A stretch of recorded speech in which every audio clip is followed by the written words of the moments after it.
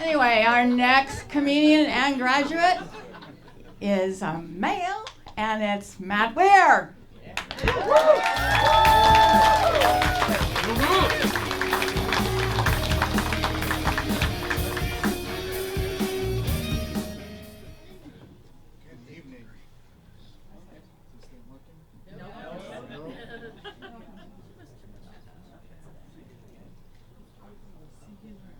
Working now? There we go. Yes. All right.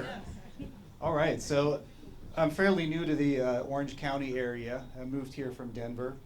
And while we were waiting to close on our house, we had to find an apartment to live in for about 5 weeks for my family.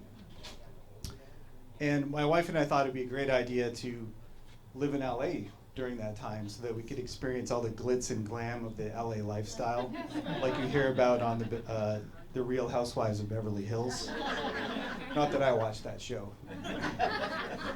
But anyway, not being that familiar with the area, I did an internet search and I found a quaint looking apartment that looked like it was in a pretty happening area of town on Crenshaw Boulevard in South LA.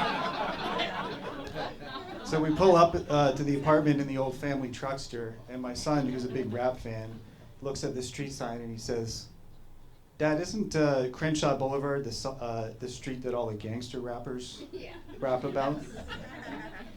So he tweets, snaps, posts, or whatever kids do these days, a message to his friends back in Denver to tell them that he's living on Crenshaw Boulevard. And they immediately respond by saying, "We are all praying for you." So we pull up to the apartment in the old family truckster full of all our valuables, and I noticed it's a little bit off. There's bars on the windows, and there's an adult male passed out in a kiddie pool on the driveway next door. The strip mall at the end of the street has not one but two bail bond places, and there's a pawn shop as well in the strip mall, which by itself is not that interesting, but it was sandwiched between a dollar store and a 99-cent store, which is kind of weird. And I thought the strip mall looked a little familiar, so I Googled it, and it turns out that, sure enough, they filmed a murder scene in the movie Boys in the Hood there. So I kind of brushed it all off, and I was doing things like walking my prized bulldogs down Crenshaw Boulevard every evening, sending my kids off alone to the grocery store with a wad of cash. My wife and I have always said that we need to get our kids out of our suburban bubble, right? Experience real life. And we've always told them things like, don't talk to strangers, etc. But now that we were living in the hood, we had to be a little bit more specific, right? Like the shady guy at the corner, if he offers you a powdered substance, that ain't no fun dip. Or the lady down the street who's got a bra top and a vinyl mini skirt who says she can turn tricks, she's not talking about magic. But other than the crackheads next door setting the bushes in fire in front of the apartment, it wasn't such a bad experience after all. And pro-parenting tip, if you want to turn your soft suburban kids into tough street smart kids, just spend a few days in San Francisco, because that's the real ghetto.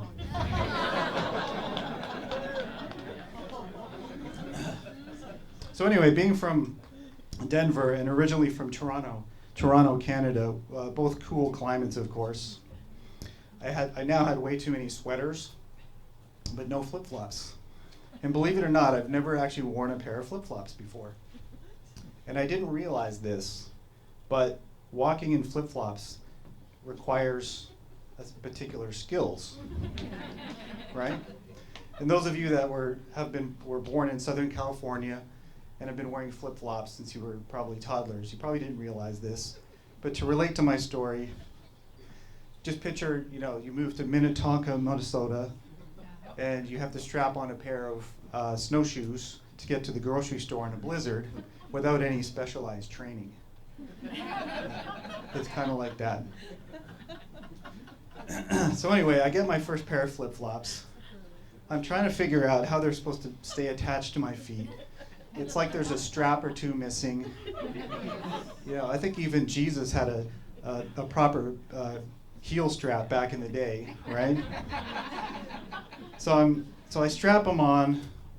I'm walking around like an idiot, desperately, my toes are desperately clinching onto the, I don't know, what's it called, a toe thong? Actually sounds sexy. But I'm getting frustrated. I'm starting to get a big toe cramp. I've got chafing in my toe crotch. One of my flip-flops flies off onto the sidewalk. And it was at that very moment that I could finally relate to what happened to Jimmy Buffett when he was wasting away again in Margaritaville. You remember what happened to him, right? He blew out a flip-flop, stepped on a pop-top, caught his heel, had to cruise on back home. But there's booze in the blender, and soon it will render that frozen concoction that helps me hang on to my flip-flops. I'm so sorry. My apologies. I got my social calendar mixed up. Karaoke's next weekend. This weekend is stand-up comedy. Sorry about that. But anyway, after a couple days, I finally figured out what I'd been doing wrong all along. It turns out I'd been overthinking the whole thing. And the secret, and it's really about an attitude and a state of mind wearing flip-flops, right? It turns out the secret to walking in flip-flops is you just need to take a deep breath, relax, put one foot in front of the other, and put your trust in the universe, man. So anyway, now that I'd mastered the art of walking in flip-flops, they've now become part of my work from home attire. So I've spent the last couple of after spending 2+ decades commuting to an office, I've been working from home thanks to COVID for the last couple of years. And there's pluses and minuses to working from home. On the plus side, I can wake up 5 minutes before my first meeting, change out of my night pajamas and into my day pajamas, right? Which consist of, a collared shirt and pajama bottoms, and my special flip-flops. And of course, I had to get special flip-flops because I have heel pain caused by plantar fasciitis. My doctor says my plantar fasciitis is probably caused by the fact that I have high arches on my feet, but he says, don't feel so bad about it. Olympic sprinters have high arches and it helps them run faster. Well, how the hell is that supposed to help me? I'm a middle-aged IT worker who works from home all day. But anyway, after I get dressed in my day pajamas, I shuffle over to my adjustable stand-up desk, aka the ironing board, log in, and I'm good to go. My wife also works from home, and somehow she got the cushy home office with the proper desk and mountain views. And somehow I ended up working in a closet on an ironing board.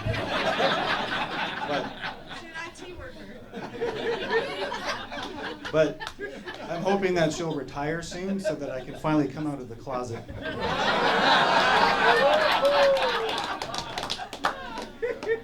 But anyway, I think, we've been spending too much time together, and she's definitely, she keeps reminding me that I need more outside habits, or outside hobbies, I should say. But pro tip for couples that work from home together, come up with an imaginary coworker that you can blame things on to ease the tension, right? So at our house, Dick keeps leaving his dirty dishes in the sink. Dick forgot to refill the coffee. Dick just microwaved salmon. Dick ate my lunch again, damn it. I've complained to HR a million times and they still haven't done Dick about Dick.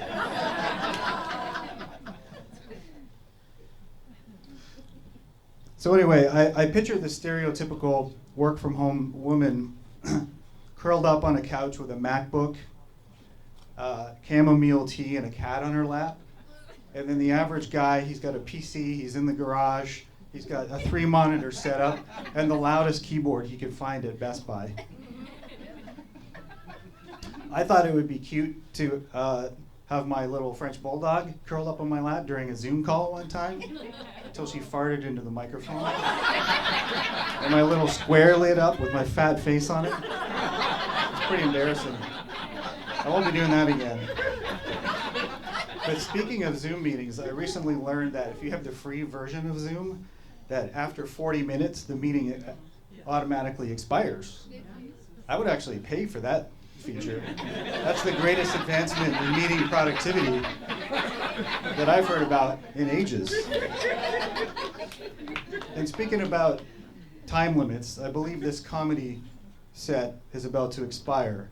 And I don't want to be a dick and ruin the productivity of this comedy show. Thank you.